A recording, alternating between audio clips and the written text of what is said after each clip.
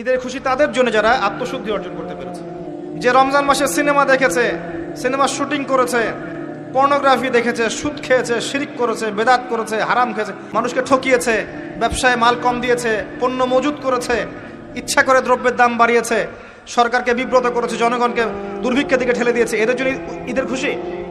কখনো না।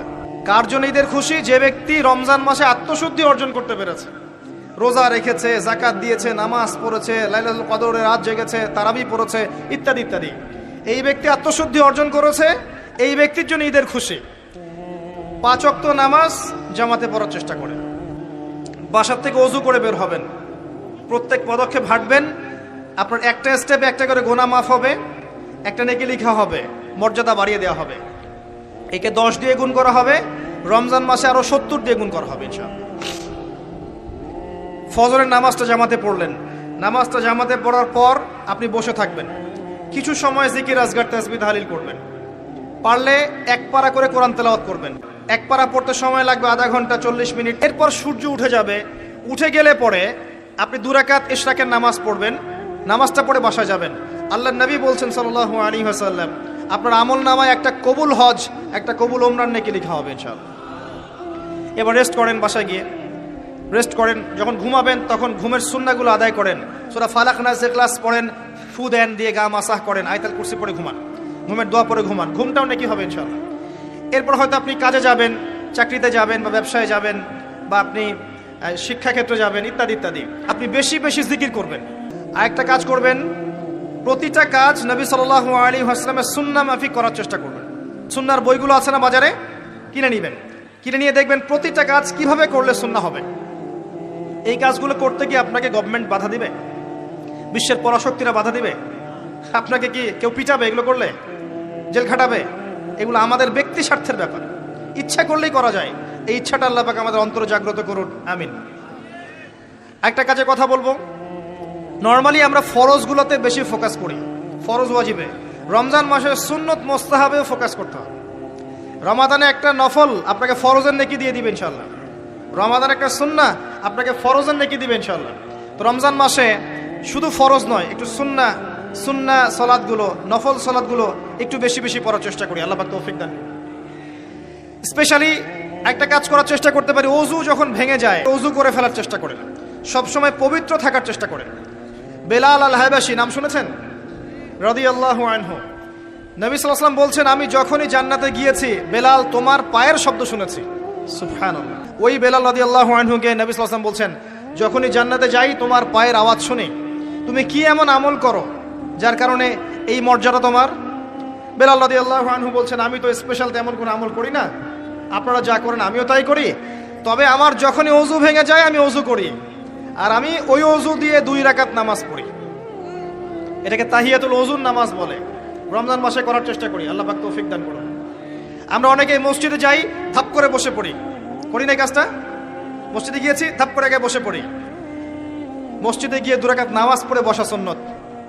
মিনিমাম 2 রাকাত নামাজ পড়ে বসলে আপনি তাহিয়াতুল মসজিদের নেকি অর্জন করলেন, মসজিদের হকটা আদায় করলেন। ওই জায়গা আপনার জন্য সেজদার সাক্ষী থাকলো, কিয়ামতের মাঠে আপনার পক্ষে সাক্ষী দিবে ইনশাআল্লাহ। এই সুন্নাহগুলো আমরা চর্চা করার চেষ্টা করি। দাড়িটা ছেড়ে দেন, এটা একমাত্র ভিজিবল সুন্নাত, দৃশ্যমান সুন্নত, যেটা আপনার সাথে কবরে যাবে।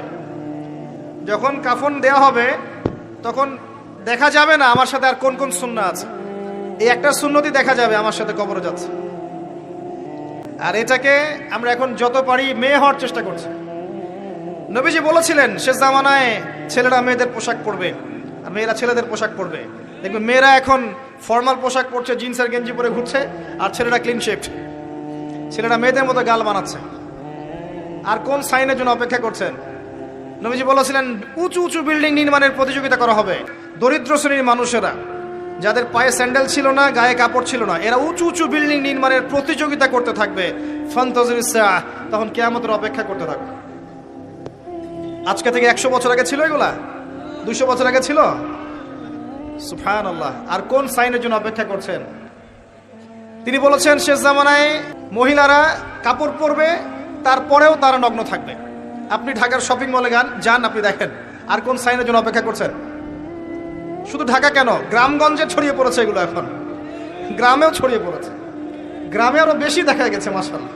গ্রামে গিয়ে আমরা হতভাগ, সুবহানাল্লাহ।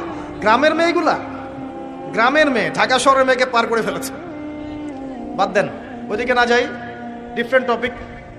আমরা রমাদান মাসের সুন্নাহগুলো আমল করার চেষ্টা করি। তাহিয়াতুল মসজিদ আমল করার চেষ্টা করেন, তাহিয়াতুল ওযু আমল করার চেষ্টা করেন, বেশি বেশি জিকির করেন। এবার আসেন রমাদানে যাকাত হিসাব করবেন। যাকাতটা রমজান মাসে দিয়ে দেওয়ার চেষ্টা করেন। যাকাত যদি আমরা না দেই, একটা শাস্তি শুনে রাখেন। আল্লাহ পাক এই সম্পদগুলোকে একত্রিত করে গলাবেন, গলিয়ে কপালে, গালে আর এই যে পিঠে লেপটে দিবেন, বলেন নাউযুবিল্লাহ। এবং এটা একটা সাপের আকৃতি ধারণ করবে। সাপ গলায় পেঁচানো থাকবে, কপালে দংশন করতে থাকবে, বলবে আমি তোমার মাল স্বাদ ভোগ করো, আমি তোমার মাল স্বাদ ভোগ করো। কবর এটা হবে, আমরা চোখে না দেখলেও এটা সত্য। নবীজি দেখে এসেছে মেরাজের রাতে এগুলা। রমজান মাসে বেশি বেশি দান সাদাকা করবেন, বেশি বেশি মানুষকে দান সাদাকা করেন। পণ্যের দাম কমিয়ে দেন, মানুষকে সাদাকা করেন। প্রত্যেকটা দিন 10 টাকা, 20 টাকা, 100 টাকা সাদাকা করতে চেষ্টা করেন। এক একটা সাদাকা 70 গুণ বেড়ে যাবে ইনশাআল্লাহ তাআলা। আমি আরেকটা নসিহত করব, রমজান মাসে বেশি থেকে বেশি মানুষকে খাওয়ান, বেশি বেশি খাওয়ান, ইফতার করান। আর একটা কাজ বলে আমি শেষ করছি। রমজান মাসে পরিবারকে সময় দেন, পরিবারকে সময় দেন। পরিবারের হক আছে আমাদের উপরে। স্ত্রীকে সময় দেন, স্বামীকে সময় দেন, একসাথে ইফতার বানান। একটা পরিবেশ, একটা আনন্দ, একটা উৎসবের আমেজ যেন বিরাজ করে। ছোট ছোট বাচ্চাদেরকে রোজা রাখতে উৎসাহিত করেন। সবাই একসাথে বসে একটা বড় প্লেটে ইফতার করেন। তারপর রাতের বেলা তাহাজ্জুদে দাঁড়ান, তারাবিতে দাঁড়ান। তারাবির নামাজে ধীর স্থিরভাবে কেরাত করেন। ইমাম যাকে নিযুক্ত করবেন তাকে সুললিত কণ্ঠে কোরআন তেলাওয়াত করতে বলবেন, ধীর স্থিরভাবে।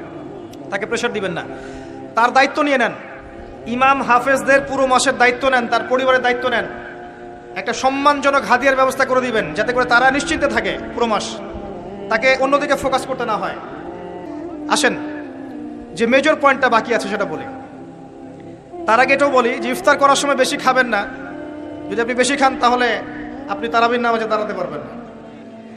আর একটা মেজর কথা, এটা লাস্ট পয়েন্ট, সেটা হচ্ছে এই মাসে কি নাজিল হয়েছে ভাই? কোন কারণে এই মাসটা সম্মানিত? এই মাসে আল্লাহর কিতাবকে সময় দিতে হবে, এই কিতাবকে সময় দিতে হবে। আল্লাহ রাব্বুল আলামিন বলেছেন এই কিতাবের মধ্যে সবকিছুর সমাধান আছে। আল্লাহ পাক বলেছেন এই কিতাবে কোনো সন্দেহ নাই। আল্লাহ পাক বলেছেন এই কিতাব আমাদের জন্য সুসংবাদ এবং শেফা, আরোগ্য, রহমা। কোরআন শিখে নেন, রমজান মাসে তেলাওয়াত করে শিখে নেন। কি পাবেন? কয়েকটা হাদিস বলছি। নবী সাল্লাল্লাহু আলাইহি ওয়াসাল্লাম বলেছেন এই কোরআন আপনার পক্ষে দলিল হবে অথবা বিপক্ষে দলিল হবে। হুজ্জাতুন লাকা ওয়া আলাইক, আপনার জন্য শাফিউল লি আসহাবি, এটা সুপারিশকারী হবে আপনার জন্য। প্রত্যেক হরফে আপনি 10টা করে নেকি পাবেন। কোনোদিনও আমি বলি নাই কোরআন তেলাওয়াত করলে নেকি হবে না। এই যে কাটছাট ভিডিও দেখলে আলেম ওলামাও ভুল মেসেজ পায়, এবং দেখা যায় একজন বরেণ্য আলেম হয়েও ভুল কথা বলতে শুরু করে। এজন্যই বলি এর ক্ষতিকর দিক কত। মূল বিষয় তার নখদর্পণে নাই, একটা কাটছাট ভিডিও দেখেছে, দেখেই কথা বলা শুরু করলো। কিন্তু সে আলেম, তার জানা উচিত কাফা বিল মারই কাযিবান ওয়া হুয়া ইয়াকুল কুল্লামা সামিআ।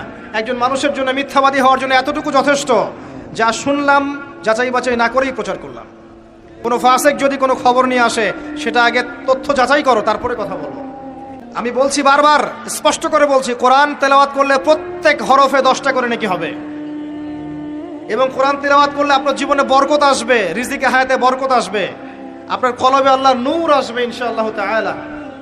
কোরআন আপনার পক্ষে সাক্ষী দিবে, আপনার পক্ষে দলিল হবে। তবে শুধু তেলাওয়াত করলেই আমি কোরআনের অর্থগুলো বুঝতে পারবো না।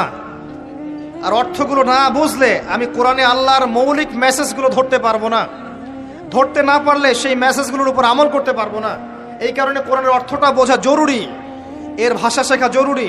কারণ আদেশ নিষেধ আমাকে মানতে যেতে হবে, এবং কোরআন গবেষণা করতে হলে অবশ্যই অর্থ জানতে হবে, ভাষা শিখতে হবে। এর